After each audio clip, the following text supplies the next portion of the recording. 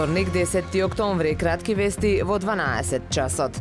2 лица во Охрид се хоспитализирани со диагноза COVID и во моментов се на кислородна поддршка, информираат од Институтот за јавно здравје. Според епидемиолозите, новиот сој Ерис не е сериозна закана. Симптомите најчесто се главоболка, рапав глас, болки во мускулите и изменето чувство за мирис. Додаваат дека вирусот ќе има уште варијанти, но најважно е состојбата да не биде драматична, вирусот да не биде со тешки клинички слики и смртни последици. Охридскиот градски мешан хор Вокс Лихнидос освои сребрен медал на меѓународен хорски надпревар што се одржа во Херцег Нови Црнагора. Во конкуренција од 14 хорови беа втори во категоријата возрастни хорови. Моќниот и емотивен настап публиката го награди со долги аплаузи и овации, а жири комисијата со високи оценки и квалитетот на изведбата. Диригентот Бурим Хидри премногу задоволен од настапот и постигнатото. Пофалби доби и од негови колеги кои учествуваа на фестивалот, па хорот доби покана за учество на фестивали на Балканот и пошироко.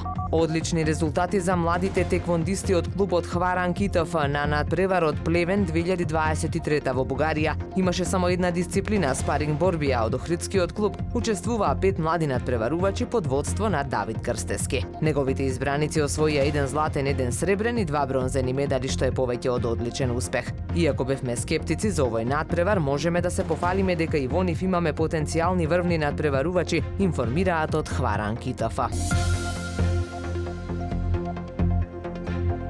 Времето денес сончево со умерена облачност, дува северен ветер, максималната температура во Охрид до 24 степени. Повеќе информации на ohridpress.com.mk.